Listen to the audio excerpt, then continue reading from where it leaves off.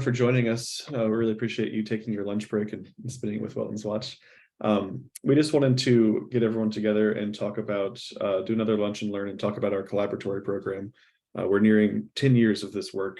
We've hit a couple of pretty important milestones recently. So we just wanted to share some of the things we've been up to, talk to you all, see if there's existing needs, interests that you all have.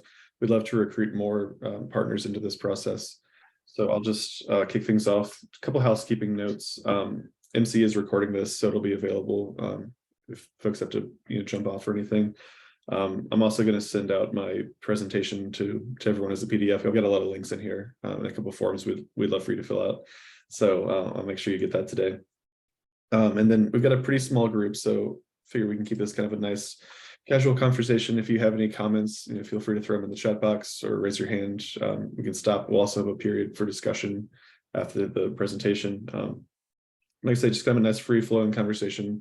Talk about some of the work we've done, and I'd love to hear about some of your interests and how you can utilize this program to get innovative work done, preliminary work done, engage with the community, all kinds of good stuff.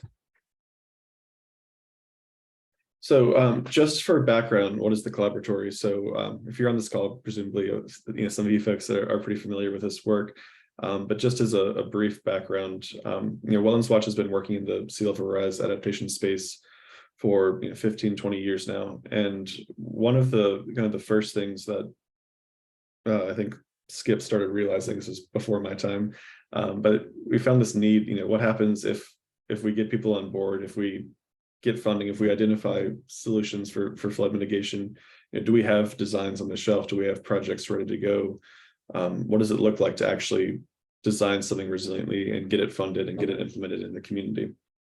And it gets into this sort of interesting graphic we have. But when you think about actually putting resiliency interventions into the ground, there's so many different components to think about. First we have to do that initial mapping, the modeling, we have to figure out what's going to happen. Looking at the the designs, the tech, the engineering, how do we actually solve that solution? What do we do about it? Do we have the authority to do so? Do we have the programmatic areas to actually get something implemented? And of course, most importantly, how do you pay for it? But beyond that, to have one of these projects succeed, you really have to have a tremendous amount of community outreach. The community has to be bought in. There has to be a lot of engagement. People need to understand the issues they're facing, what they're coming from. Sorry, there's some construction in the back of my apartment. So that community outreach component is so vital to the success of these projects. So Wetlands Watch is a boundary organization. So we started thinking about how could we play a role in this space? How could we actually take good ideas or good energy and bring it into on the ground solutions? Which really leads us to our first project in the Collaboratory. In 2014, the TIDEWATER Resiliency Design Challenge.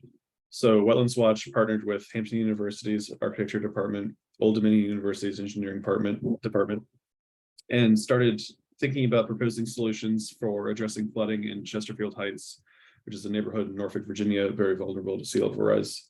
The students did a tremendous amount of work, scoping out a lot of really innovative ideas, did a lot of community engagement. And as many of you know, that was a very successful project. We briefed the city of Norfolk on those designs. They took that initial preliminary work and they tied it into a national resiliency disaster competition grant, and were awarded $120 million to actually put those solutions on the ground. Most of that money going to $115 million of that going into Chesterfield Heights. That's now the Ohio Creek Watershed Project.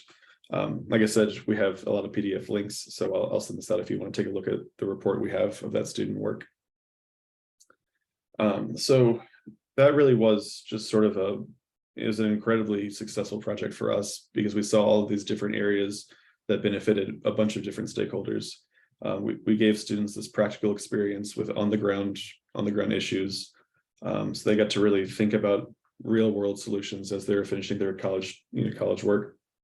We got to engage with the community a lot, really figure out what solutions worked from that specific neighborhood. And we'll get into the lessons learned of this whole program, but we've realized pretty quickly on that what works in one neighborhood doesn't work in another. And if you don't have buy-in, if you don't have community support, these projects just don't go very far. We were able to provide that conceptual work for the city. that actually led to funding for on-the-ground implementation. And then a lot of these students actually were hired by the engineering firms who were responsible for doing the work on the ground. So there's this lovely professional development component as well. We have all these wonderful academic resources in Virginia. We want to make sure that those folks are staying in Hampton Roads, dealing with flood issues here. We don't want them leaving the state, going somewhere else after they finish their degree. So we really knew that we had to carry on this work. We wanted to continue engaging with academic institutions, with communities, associations. So for the last 7-8 years, we've been continuing this. Just recently, we hit this milestone. We've engaged now with over 250 students. We've worked with 6 different universities in 4 localities to this point. So typically the urban areas in Hampton Roads, but we are definitely not limited to that. The focus of this has always been flood mitigation, but we would love to get into more rural areas. We'd love to look at areas that didn't have so much urban density.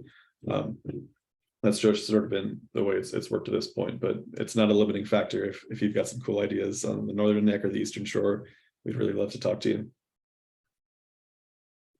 So I just wanted to give a few examples.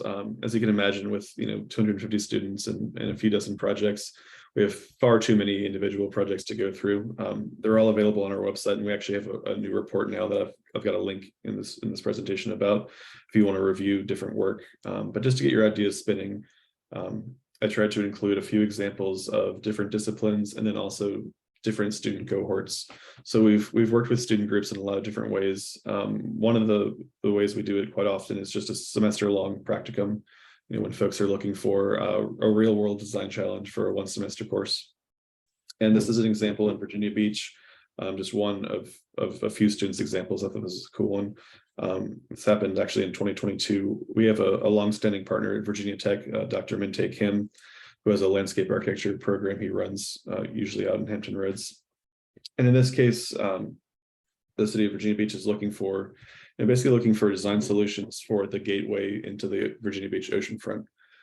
So we worked with Virginia Tech. We had some support from AIA and some of the local architects who've been our partners in this project as well. If you're curious about this project, I can say, follow the link behind, but just a kind of a cool site map of a deliverable from one of these semester-long projects. And like I say, there are plenty to look at. But beyond just those semester-long projects, we've also had an opportunity to do year-long capstones with students. One of the ways we did that most often at Virginia Tech's Biosystems Engineering Department, every year they have a year-long capstone project for their engineering students. And so those are great because we get to really get into the weeds a little bit more than you do with one semester. So especially with the engineering students, they have the time to develop a SWIM model, a stormwater management model. They have time to really look at different solutions, see how, compare the model and see what works, and then create some pretty solid preliminary designs. So this is an example of a project that Virginia Tech did. This area along Collier Bay is actually part of ODU. It's the Rogers Hall shoreline, and that shoreline is eroding.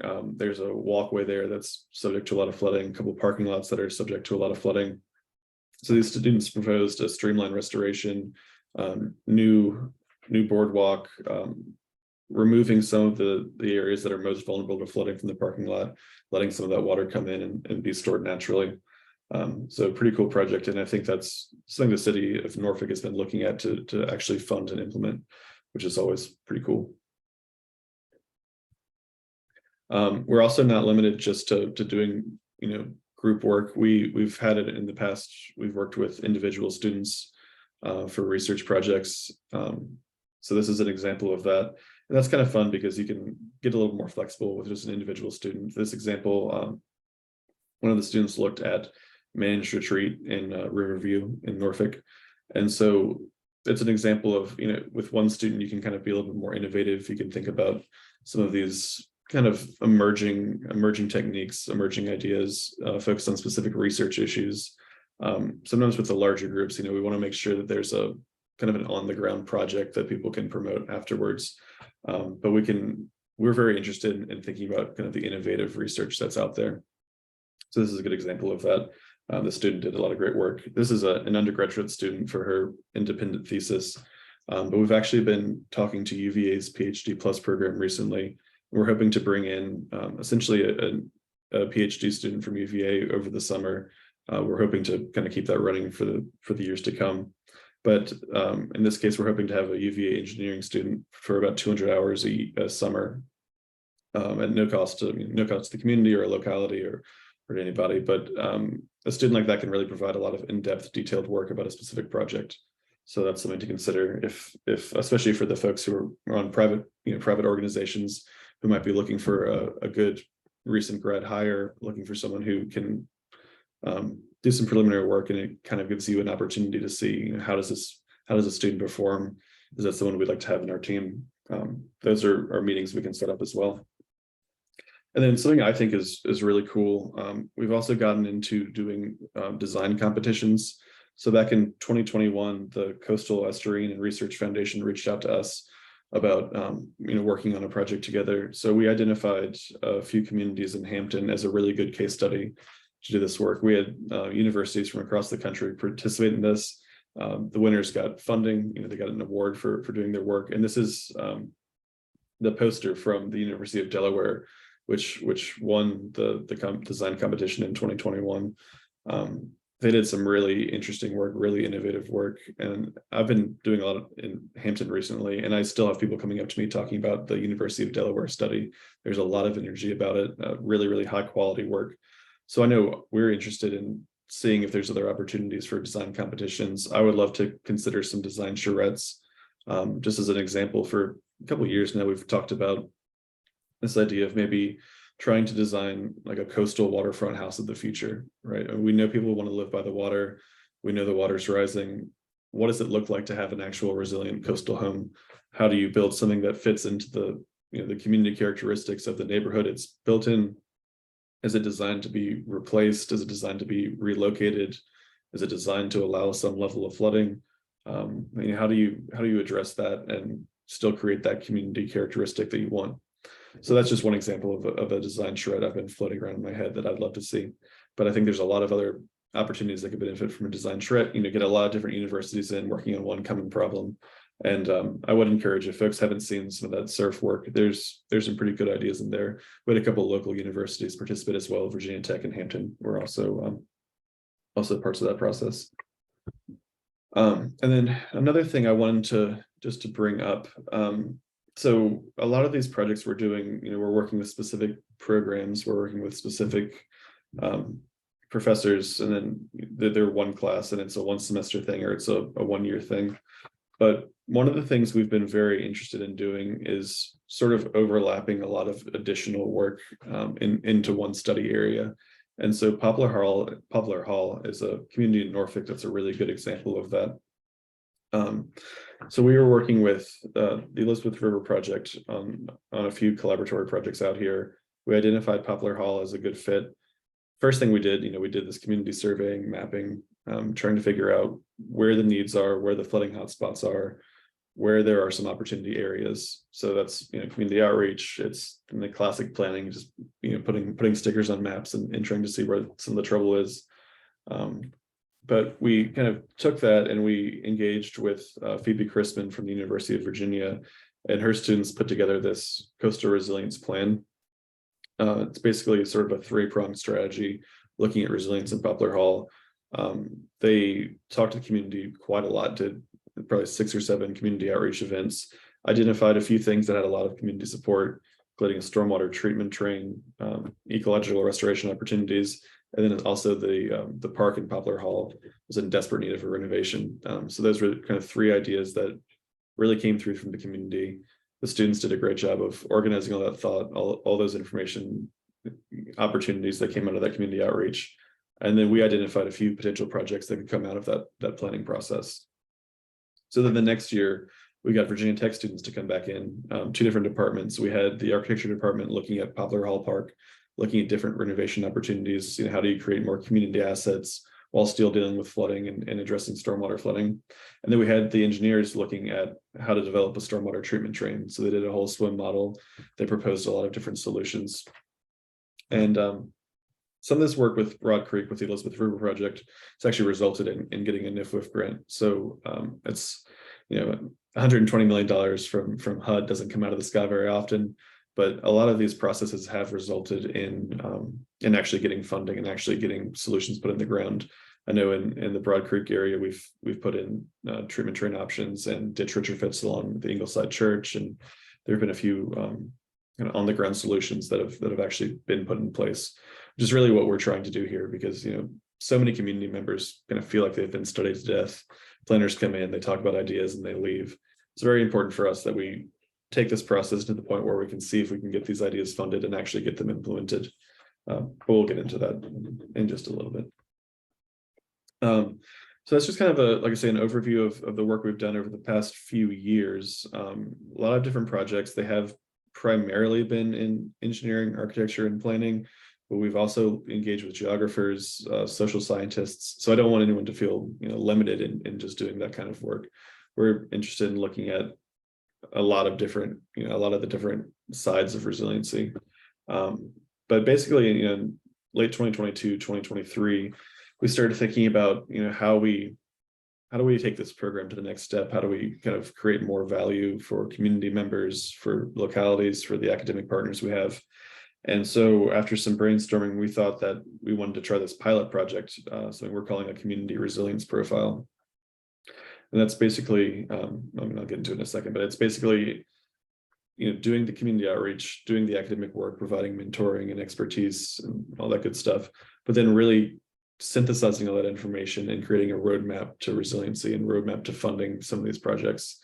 So for our pilot project in 2023, we selected Aberdeen Gardens in Hampton to do this work. For those of you who don't know, Hampton or Aberdeen Gardens is a really fascinating community. It's a historic New Deal development. It's pretty noteworthy. It was designed by a Black architect for Black workers at the Newport News shipyard. So it's a really interesting kind of bit of history right beside Hampton University, along right around a lot of the historical assets we have in Hampton. So we're excited about doing that work here. Like I say, when we talk about this community resilience profile, we're really talking about a roadmap to community resilience. We want to review the neighborhood's history. We want to think about all of the flooding issues folks have, if it's coming from creeks, shorelines, stormwater, parcel by parcel. We want to identify if folks have issues getting to work, getting to school. And actually Aberdeen is kind of an interesting place to do this pilot, because they have stormwater flooding issues and they have some flooding coming from a creek, but it's really not just flooding. I don't think flooding is an existential threat in that neighborhood. So we also really wanted to think about overall resiliency. So we wanted to think about social vulnerability, what folks need, or energy or electricity dependent. Do folks have oxygen machines? Do folks have, is there someone with a generator who can kind of act as a food bank when power's up? We wanted to think about some of that social vulnerability, elderly population, but then also a community needs assessment. So beyond just dealing with flooding, what are the assets that the community members most want, and how can we kind of align that with the City of Hampton's overall resiliency goals? So if there are park retrofits or new ecological assets, new environmental assets, how do we make sure that they are also providing water quality benefits, water quantity benefits? And then, like I say, we wanted to provide preliminary design and engineering work. So in the fall semester, we worked with Virginia Tech's landscape department and Hampton University's architecture department. And then in the spring semester, we've had ODU join the process. We have about 11 ODU engineering students who are working alongside Hampton right now, basically to take some of the ideas we've learned from the community, really put them into reality. And then so we're going to synthesize all that work. We're going to identify projects and try to see how we can put this neighborhood at kind of the front of the list to get funding for grant opportunities. So we're recording, we're doing a lot of community outreach activities. We're recording metrics, how many folks we've reached out to.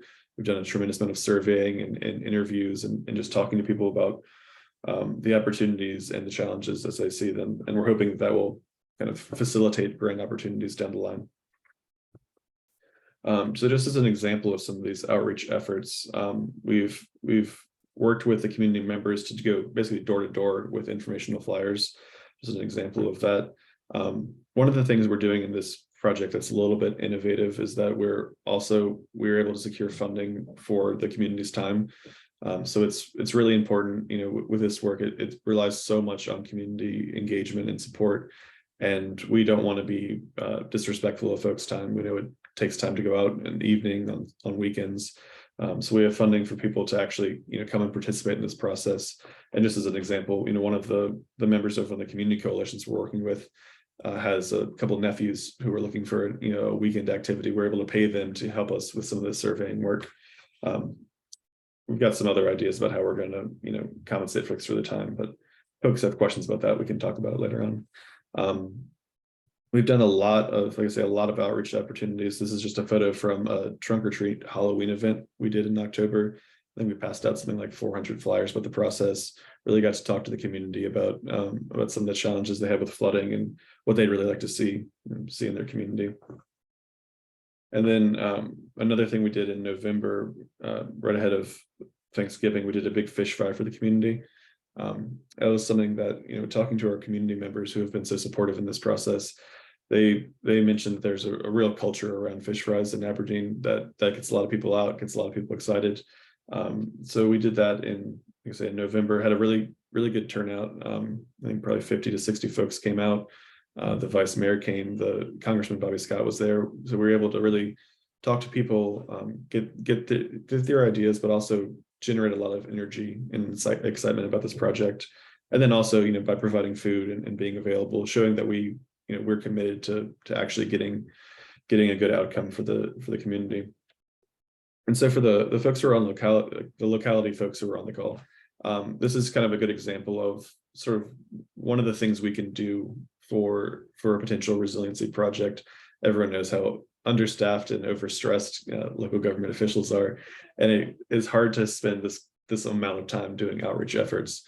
But if there's a specific project or a specific project program area that just really needs community support, I mean, that's kind of how I see where we fit in as a boundary organization. We have the capacity to come out and do some of this outreach effort, make sure everything we're doing is aligned with the city, but do some of that grunt work so we can have a better outcome and make sure that everyone is engaged in the process.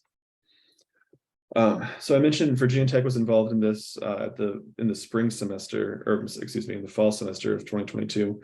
That was just a semester-long project. Their students did great work. Based on the feedback we've gotten from the community, we heard a few things in particular that were really desired. One was a community garden. Aberdeen Gardens has a history of gardening, and actually the original 158 structures actually have sort of double-sized lots, because initially there was a lot of gardening going on. There were chicken coops and all kinds of different agricultural resources within the neighborhood, and there's a big desire to see a return to that. So a lot of the student designs at Virginia Tech focused on having a community garden, but then also having sort of multi-use space. So we talked about farmers markets, but then also having a space that could exist as a farmers market, but also be available for for neighborhood movie nights, for community gatherings, maybe even a sort of a neighborhood market there as well. And then you can't see it in this rendering, but right across the street, you're very close to Aberdeen's Historic Museum. So they also thought a lot about that pathway. How do we increase, how do we kind of think about sense of place and make a beautiful walkway down to the museum. And then one thing that Tech and Hampton and ODU are all looking at, there's actually a creek running out in this forested area. It's got some pretty bad erosion. It could definitely use a little shoreline restoration. But there's been a lot of interest in restoring that creek, and then including a walk, sort of a historic walk that had an opportunity for folks to connect to nature, but then it would also have placards denoting some of the historic families of Aberdeen Gardens. There's a really great history here. Some of the hidden figures have lived here. I mean, there's a lot of families who have a lot of history, and we'd love to celebrate that. So there's been an idea to do a creek restoration, do a walk path, and connect all the way to the historic Tucker Cemetery, which is something that we're all very excited about. So if anyone wants to see those ideas and designs, again, they're linked here on our website. This is just an example of that, kind of a rendering of what the memorial walk might look like.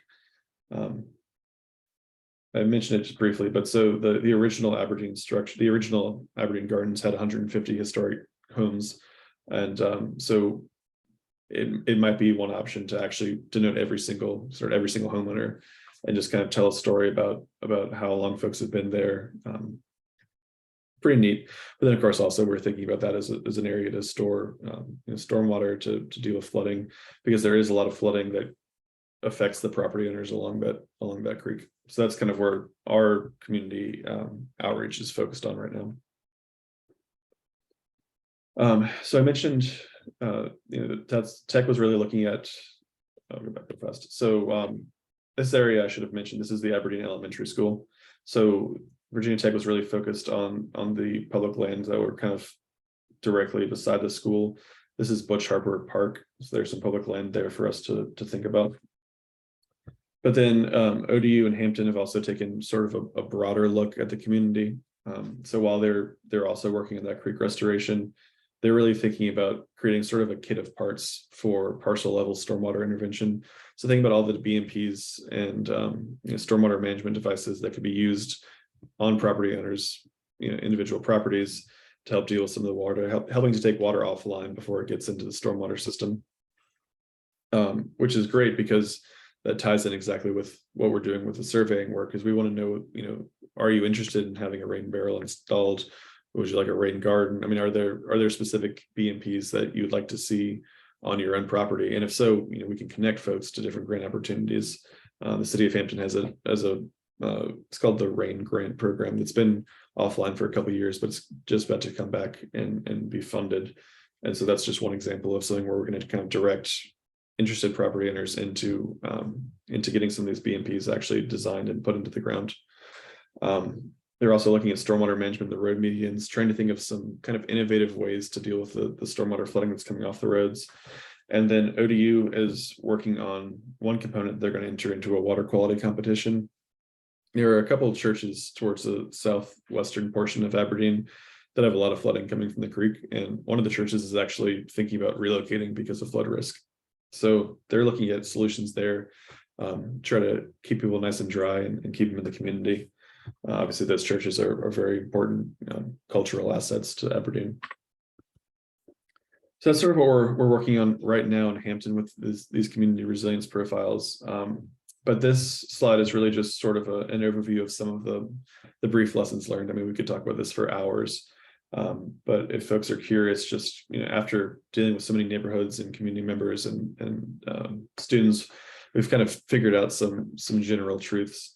And one thing that's been very fascinating to me is that flood mitigation and design solutions, they really vary so much by neighborhood. It's not based on, you can have two neighborhoods in the same watershed with the same sort of socioeconomic status, same building types, slab on grade or whatever foundation it may be. And the designs and the goals and the resiliency needs of that community can be completely different than the community that's half a mile away, a quarter mile away. We've worked in areas where folks are very skeptical or very hesitant to try to raise their houses because either they're an elderly population who are going to have trouble getting up to a first floor that's 15 feet in the air, or because there's might be a community culture of talking to people on your porches, talking to your neighbors that way. And when you start jacking houses in the air, you sort of lose that community characteristic that makes people want to be here. Another thing we've learned, it's kind of interesting. I wouldn't have thought about it until we started this, but when we do this community outreach, we have so much success when the students themselves are out talking to community members. I think there's, in a lot of neighborhoods, there's a certain hesitancy. If you see someone from the city coming in and asking questions, you're sort of already on guard, what's going on here. But when you have students coming in and talking to folks, you kind of get this understanding that we're just doing innovative solutions. We're looking at designs. This isn't, none of this is official. People can really open up when they're talking to younger folks, and we can really get some very solid feedback that way. It really helps everybody involved. So that's been a useful tool for us. Another thing we've learned to do over time is to clearly define our expectations with all of the project partners on this work. We've had times when students have had very innovative, very cool ideas that realistically are not going to be feasible for a community. They're very expensive. I mean, sometimes we've talked about some pretty kind of far out ideas, purposely flooding areas and creating islands, so we always want the students to be thinking innovatively. I think, when you're still in school, you propose these ideas that no one's really thought of, or, once you start getting to your career, you kind of have this responsibility to keep it going and do what you're familiar with. But students can bring in all of these really interesting new ideas, and we don't want to stymie that at all. But depending on what our locality partners want, depending on what our civic associations and civic organizations want, we need to make sure that we constrain the work a little bit. And if someone is looking for an intervention to be put into the ground, if it's a park retrofit, if it's new BMPs, stormwater management, shoreline protection, whatever it is, we want to make sure that we can actually give those folks something they can use that's actually fundable. Otherwise, like I said, we're taking a lot of people's time in doing these projects, and we want to make sure that everyone is satisfied. So at the front end, we really have to be very clear about our expectations and our goals. Another thing we've really been working with, and one of the reasons we want to do this webinar now, it's been tricky getting the timing of this right. We go out to localities and community organizations, and we talk about potential projects. We go out and talk to academic partners, see what their calendar looks like, see what kind of capstone classes they have. But it can be very hard to align those schedules and those calendars. With some of our partners academically, the students are the ones who pick the projects. So we can do a lot of kind of front end work, getting the community interested and engaged, getting the locality on board. But then if a student group doesn't pick a certain project, we can keep it in the list. We could look for a solution next year, but that can be a challenge. And then the academic partners also, typically they're doing their planning very far ahead of time. So one of the things we want to do moving forward, we really want to kind of enhance our network of potential partners in the community and in the localities. We want to get a good idea of what projects you all could use, what resources you all could use well ahead of time, so we can do our outreach to the academic side 3 or 4 months before a semester might start. So one of the reasons we're calling you all here today. And then also, I mentioned how we've sort of stacked up some of this interdisciplinary work over time in the same location. We've had very, very good results with that. It's been interesting. I think it's helpful for the community, because when one group does some of the preliminary work and one group really dives down, you can start to get better deliverables, better outcomes. But it's also very useful for the students, I think, to work in interdisciplinary groups.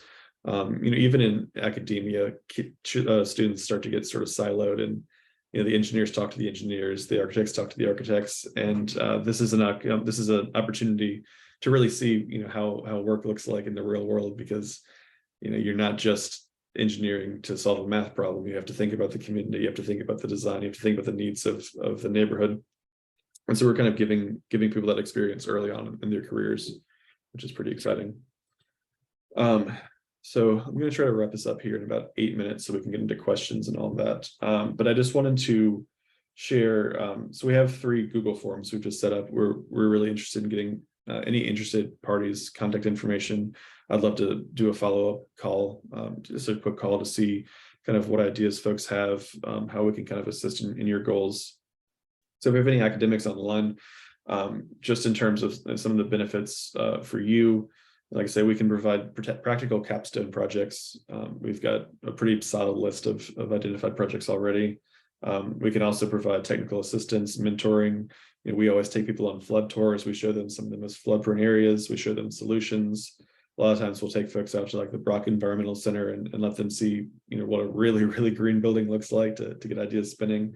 But then we also really try to connect those students to mentors as well. Depending on kind of on our grant situations, we usually have food, transportation, lodging reimbursements available for academic partners, especially for the folks who aren't based in Tidewater. It's quite a schlep to get out here, so we try to cover that.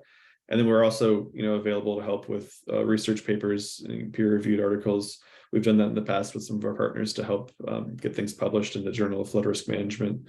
So if you're looking to do something like that, like I say, we have a statement of interest here, and if you submit it, I will get back to you in a matter of days. Same deal for the mentors. Like I said, we've engaged with a lot of different engineering firms, architects, and I think some folks like to do that just because of community service. which we admire and appreciate. But it's also kind of a fun way, to connect with your alma mater. For example, we've got an architect in Virginia Beach who loves doing projects with Virginia Tech because that's where he went to school, and he loves working with the tech students. So it's a great way to connect with your department, your university, and also professional institutes. So for example, that Virginia Beach project was something that the Virginia chapter of the American Institute of Architects was interested in. But we've also worked with the emerging leaders in architecture, a lot of the professional development groups. So if you're looking to kind of engage with those groups as well, we can be a useful medium for that. One of the big things I do think is using this as an opportunity to identify potential job applicants. Like I say, with some of these successful projects, folks have been hired by the engineering firms that either mentored or were responsible for the implementation of these projects. And I use Chesterfield Heights as an example, but I think 2 of the students from the SURF competition have been hired locally to do engineering and architecture work. So this is a great way to sort of vet early candidates and show them that you're interested, and that's worked out very well before. So something to think about. But then also, this is another way to sort of leverage Virginia's academic institutions. If there are research questions that you all have that you can't dedicate work time to, but want to explore and just need some talented young people to do some of the legwork with your guidance, that's an opportunity we have as well. So I'd encourage you to fill out that form if you're on the professional side. And then any local governments, community organizations, even regional governments, or I saw a couple of people from, I think, state agencies were on today. So haven't worked with a state agency on this before, but we'd be happy to. We could get pretty creative. But this is kind of, there's a lot of opportunities here, obviously, for if you're a member of a community organization or if you're a local government staff member. These students can provide preliminary work for grant opportunities. We can do a lot of this early community outreach, which is very useful. We could think, the students think really innovatively, and while sometimes they kind of peel off a little bit too much, sometimes they've proposed ideas that I've never heard of that I think are kind of cool. I mean, I remember thinking one of the students we worked with talked about, we were talking about the idea of abandoned septic fields and how that's kind of an issue in rural areas subject to sea level rise. And they started talking about this idea of taking old septic tanks and using them as underground cisterns. I was like, well, that's interesting. I'd never heard of something like that. And then I did a little research and I found out there's like a small firm in Florida who does something very similar to that. So sometimes we have these really innovative ideas that you wouldn't think. So you can get kind of this innovation for complex problems. I mentioned that we're here to do community outreach, but then also with all this work, like I say, we're really trying to take it to the implementation stage. We want to see these things funded so we can help provide technical assistance on that end. We've worked with community members to apply to very small grants, sort of those kind of I'm trying to think of the example of the one we did. But those grants, $2,000-$3,000 or less to do cleanups or to do rain barrel installation at a few different homes. We can help the locality members with that, but then we can also help city staff with larger grant opportunities, either through technical assistance or in our reporting. Like I say, we keep very good notes of how many people we've engaged with, how many people have filled out information, express their interest in a certain project. Metrics that tend to score pretty high on like a NIFLIF grant or something like that. So second additional forum for any community members out here. So that is kind of my spiel. We have one polling question, and then I think we just want to open it up to a general discussion. Like I said, I know there's a fairly small group here, so I think we could you could even unmute yourself or throw something in the chat.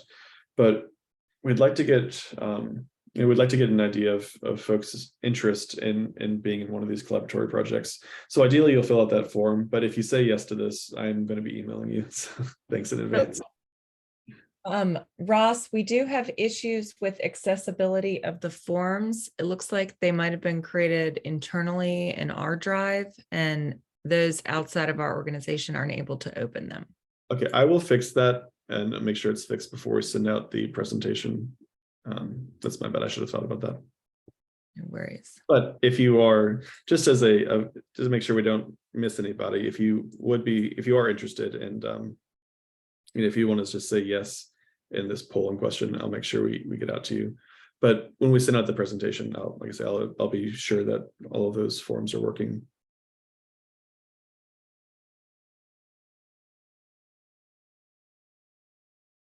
Let's see, I'm going to check real fast to see if we have any questions. Yeah, Barbara Gavin from the Elizabeth River Project has a comment in the chat about long-term relationship and engagement building.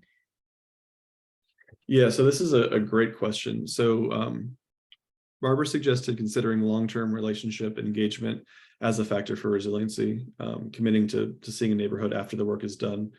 And that is an excellent point. It's, I feel like sometimes with this engagement work, you have the same issue folks do when they build tools or when they install projects even. It's like it's so much harder to get maintenance funding than it is to get funding to actually design and install something. So, I mean, I've thought about that a lot, and I'm hopeful that as we apply for additional collaboratory funding, we can kind of reserve a pot to do that engagement after, after the plan is done and on the shelf. Because that's really where I feel like a lot of the success between taking this planning process and actually bringing it to implementation, a lot of that's going to occur after the plan is done. So that's definitely something I'm thinking about. We've actually already talked to a few folks in Aberdeen as an example. So one of our academic partners has applied for seed funding to work with Hampton University in the future. So hopefully in fall of 2023.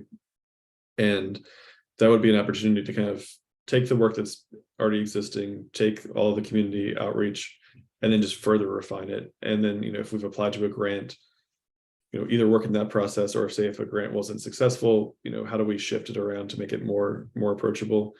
So I do think that, the one thing we really don't want to do is come into a community, talk a lot, promise a lot, drop off a document, and then leave. I think you really have to stay and always be available to talk through ideas, always be available to help inform grants, whatever it may be.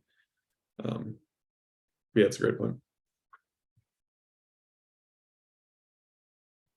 Hey, Ross, you guys have done some outstanding work, in my opinion. And I had a question, and maybe it's a question, maybe it's a statement. One of the challenges that we have is whenever we even bring up the option of managed retreat, we are escorted from the room. So I was curious as to the study that was done on managed retreat. How was that received? And are there some lessons learned that can be extrapolated to other communities in Hampton Roads? Because right now, there's not enough money to put in enough gray and green infrastructure to save some neighborhoods. And managed retreat really is the only option, but no one wants to talk about it. Yes, so that is definitely one of the largest challenges. And I might let MC jump in a little bit because I feel like she's our managed retreat expert. I mean, I know that we've, in terms of our outreach, we've really tried to kind of meet people where they are. And so, like, for example, MC and I went to a cul-de-sac once, and kind of at a cul-de-sac meeting during COVID, are sort of socially distanced, and talked about some of these ideas. And to your point, I mean, you get this. I think the first response a lot of people get when they talk about those ideas is they're a little scared. They don't know if I don't know what this process means. If we talk about this, do you have plans on demolishing our neighborhood? So it's so important to get into community early and explain that it's not that at all. This is academic, but that no one's forcing you out of your land. We're trying to get a good idea of people who are interested in retreating because they've maybe are tired of dealing with flooding issues, tired of, if it's a recurrent flooded house, maybe you're having trouble finding insurance, and you don't want to pass this risk on to the next person.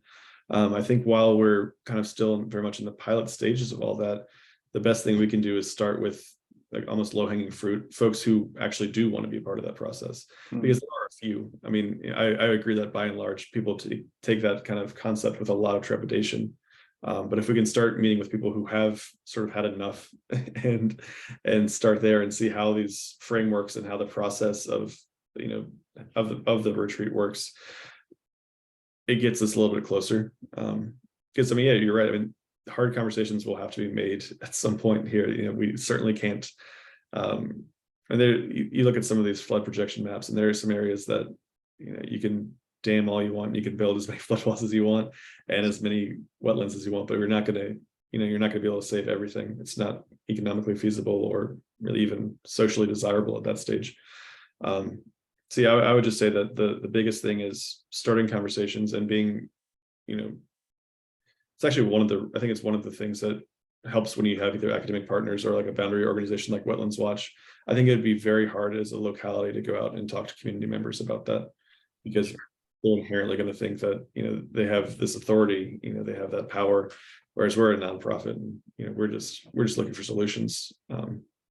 So I think partnership in that really does help a lot.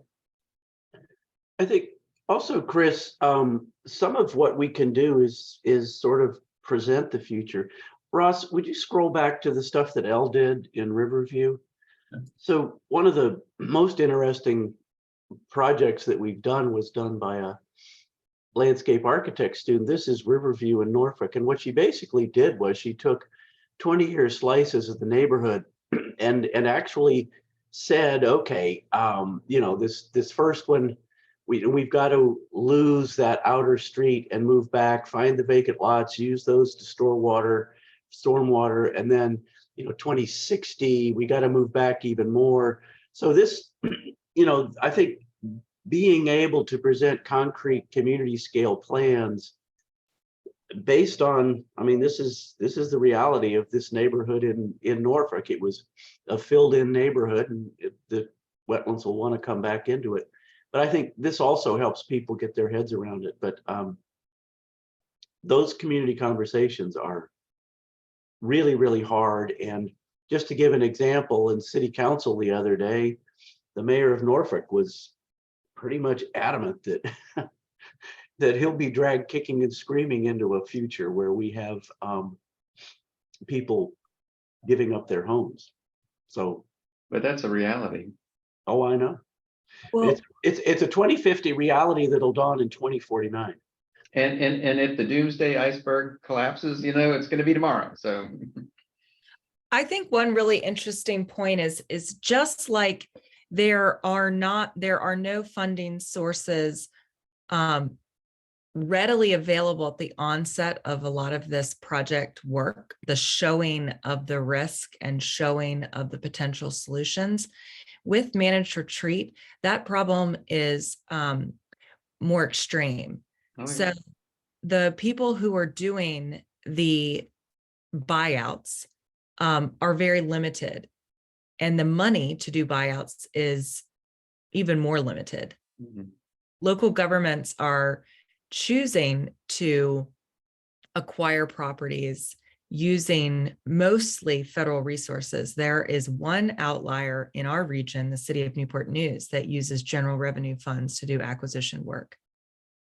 The problem is, where is the money coming from? And then the problem that we're seeing emerge, and that will be the 2030, 2049, 2050 doomsday problem, is who is going to manage the land that remains? And this is where Wetlands Watch has been working to develop potential solutions around land stewardship.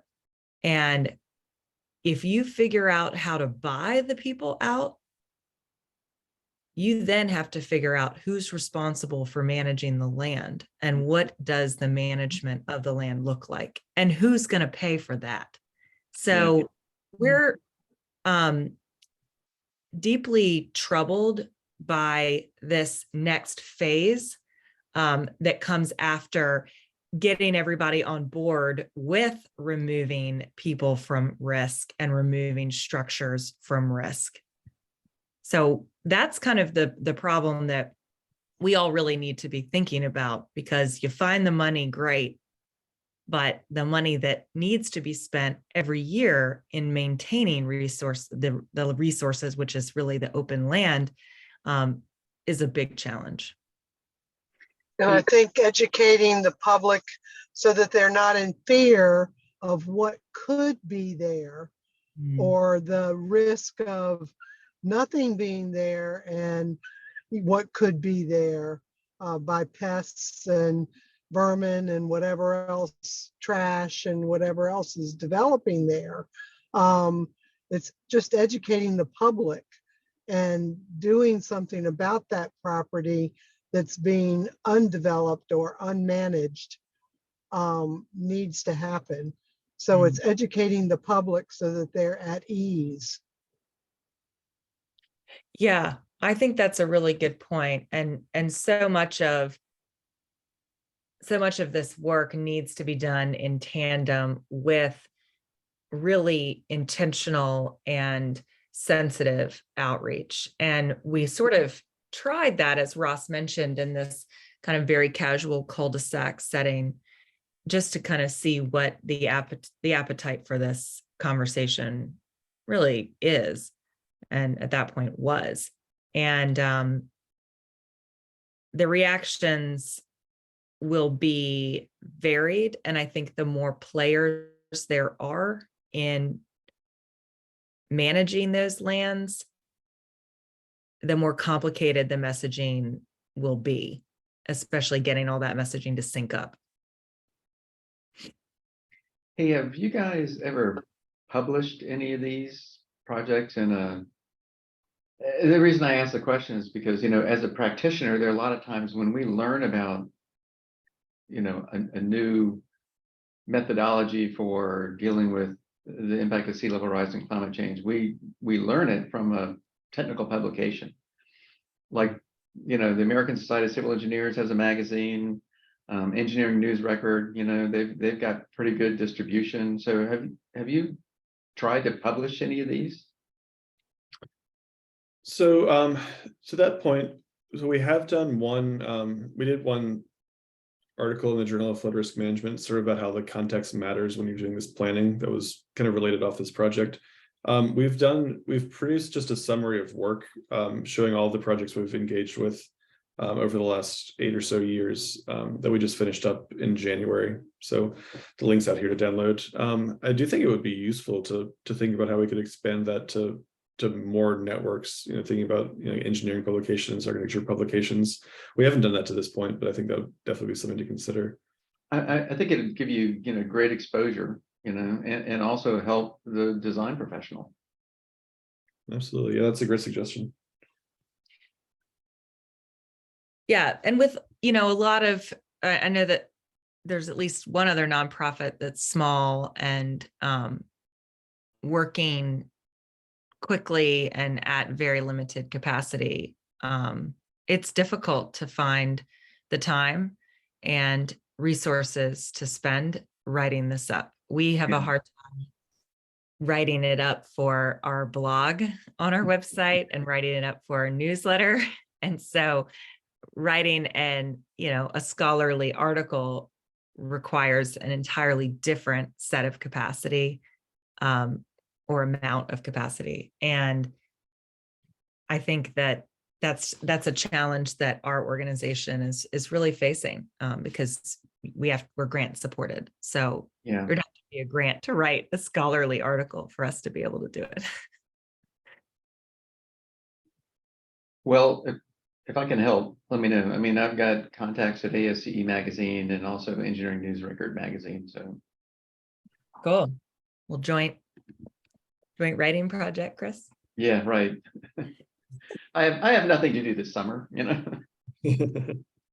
Well, I appreciate that. Yeah, I'll definitely make a note. I mean, I do think it would be great to expand this out to other folks, and really, especially when we think about professional entities, organizations, private sector, we really want to get more private sector engagement in this. I think that that mentorship is so valuable for the students, and it has great outcomes for everybody. So yeah, I'm gonna marinate on that. I might get back to you, Chris.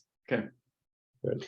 Also, Chris, we've been trying to do some outreach at professional conferences like the Virginia Water Conference, for example, which has a whole lot of stormwater engineers.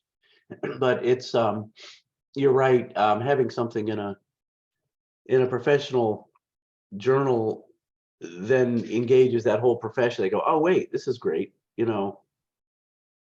I can experiment on this, in this sandbox that Wetlands Watch is creating and try out some new stuff. So, well, I will tell you that ASCE magazine, they started this about 2 years ago. They do, I can't remember now exactly how many times that magazine comes out, but they have started putting an article that addresses climate change in almost every single issue.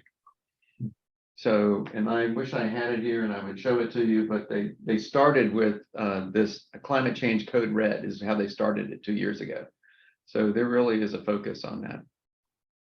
Well, and to the engineering profession's longstanding push to diversify the workforce. I mean, if you look at the engineering students who are involved in this work, that picture of those students who won the award in Norfolk, I mean, that's tomorrow's engineering workforce. So there's also that angle of being able to reach these students early and engage them in a resilience career line, but also reaching to, you know, MSIs, minority serving institutions like ODU and elsewhere, and bringing a whole new cadre of engineering professionals into this field.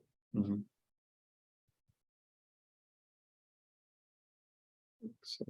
So we are right at 1 o'clock. I just wanted to note, so apologies about that form. It's fixed now. So if while we're still on the call, if anyone wants to submit a form, we'd be happy to get in touch and talk about some of these ideas. So we got one coming from Will.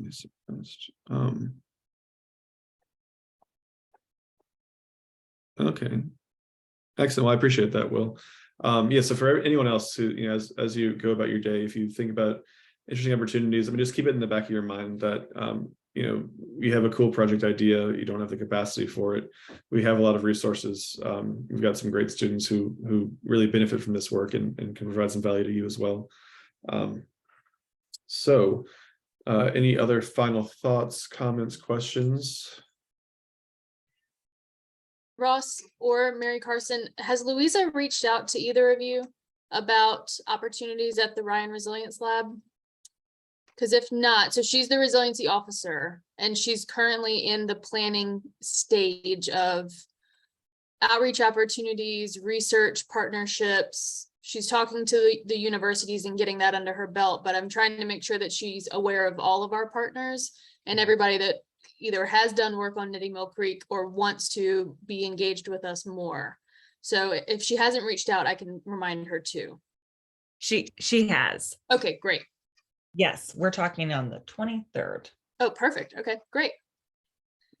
Yeah, the pilings are going in, buildings up. That's so exciting. Can't wait to see this. Excellent.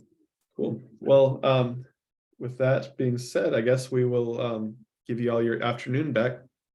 Thanks again so much for taking the time. We really appreciate it. Obviously, none of this work really could exist without, you know, our partnering organizations, our localities, and all the academic folks who make all this possible. So really appreciate you taking the time. Please do think about any, you know, any ideas you might have. I'll send this out later on this afternoon, and my contact information is there. So just give me a call whenever. I'm always happy to talk about this. This is one of the more interesting, fun projects I work on. So always happy to connect with you all. And thanks again. And I hope everyone has a great afternoon. Everybody. Thanks, Thank you. everyone. Thanks, bye. Bye.